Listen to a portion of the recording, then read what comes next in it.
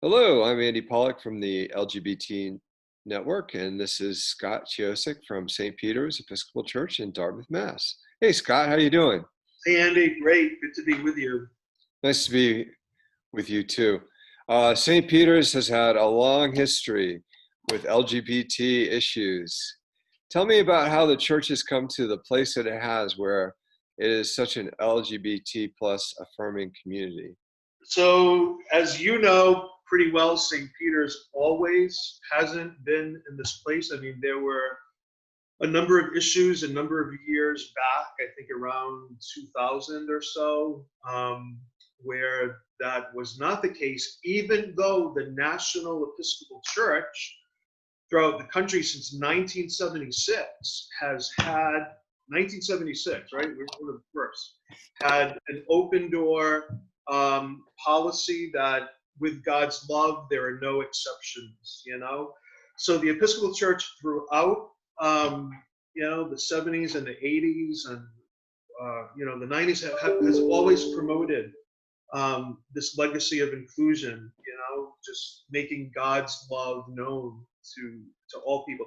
There were some struggles here in Dartmouth about 20 years ago, and it really caused the entire parish to basically implode by 2010.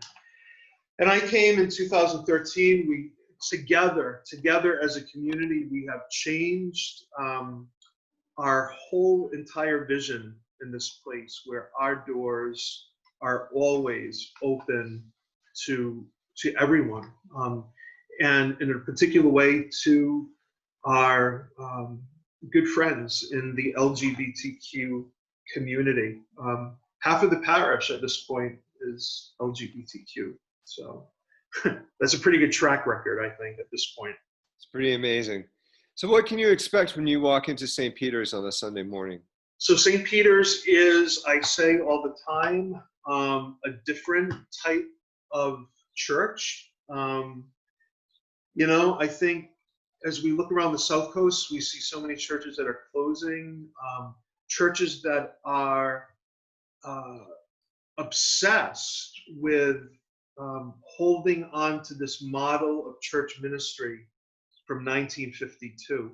And it's just not 1952 anymore, So St. Peter's is really about embracing always a new vision for the contemporary world. We're always in this mode of always having wake-up calls, right, to reinterpret and to read the signs of the times, and to really ask the question, who are we not reaching, right? If the mission of Jesus was inclusion and always going out to others and giving them hope and love and life, who are we not reaching, right? And what St. Peter's is it's really a joyful, spirit-filled community. So on Sunday morning, you will experience just all kinds of people from every walk of life, every way of life, who are really on a journey. But, the most important thing here in this community is every person matters and every person is welcome at our table. So it's a community of joy. Our liturgy on Sunday morning is Holy Eucharist, where everyone is welcome to participate at that table, no matter where you are on your spiritual journey, regardless of your life story, your sexual orientation, your marriage situation, or your gender identity. We deeply, deeply believe in that message of Jesus' inclusion, that no one should ever be on the outside looking in. So there's none of that here. That's great. That's great. Now, how did you come to that spiritual awakening? I came to that spiritual awakening really from reading the gospel. I mean, of Jesus, who every encounter that he had was one of meeting people where they are, loving those people, honoring those people, and just letting folks know that that love is always there. Here at St. Peter's, we remind people all the time, to always keep our eyes open for those folks in our community who may feel that they are on the outside looking in. And we want to do whatever we can to build down those walls and to continue always to build bridges for God's people. I grew up personally in the Roman Catholic tradition. I still feel that the Roman Catholic Church does a lot of good work in terms of social services and really helping the poor and so many other things. But I just came to such a deeper appreciation by embracing the Episcopal Church in terms of that LGBTQ welcome and invitation and hospitality. You had been a Roman Catholic priest for a while. Yeah, 5 years, and left ministry in that church to get married, have my family, and all of that. But just to embrace a whole new vision, which I really always had. When you grow up Roman Catholic, you think that's the only way that you can serve the church, but God always calls us to new and more abundant life, right? That's great. Now, one of the things that you've been doing at St. Peter's is the Bridge. It's affiliated. Can you talk a little bit about the Bridge? Yeah, so the Bridge, a center for hope and healing, and we encourage everybody go to our Facebook pages, St. Peter's Episcopal Church. We have our own Facebook page. But the Bridge is a 501c3 nonprofit charitable organization, and it's a counseling center. We currently have 7 psychotherapists who are on staff. And we're here really to be a presence in this community. So especially now during COVID-19 and during all this racial tension that we're witnessing in our community, so many people are calling and making appointments for depression and anxiety and just living in this time of unknown, right? So the Bridge was born out of the church, right? I mean, although we're our own separate 501c3, we're not a Christian counseling center. We're a general counseling center, just like any other. But the mission really came out of St. Peter's because something awakened in me where I said, the way that our churches are doing parish ministry, it's just not enough. We need to go out and be here to support every person in this community, whether they are members of our church or not. So the Bridge is really kind of the social ministry of the church, where people can come for psychotherapy. So the Bridge also has a Facebook page, and you can learn a lot about us there. Excellent. Well, what would you like to say to Pride? We're doing virtual Pride this year, and I know you guys are just have been more welcoming than most as far as LGBT folks in your congregation, but what would you like to say to the larger community?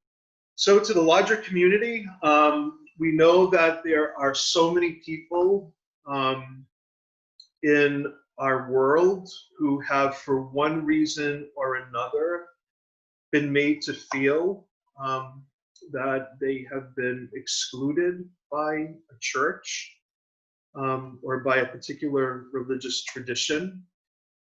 And I guess I just want to invite people, in terms of being on your own spiritual journey, to know that every day is a new beginning, that we have a new vision of church in this place.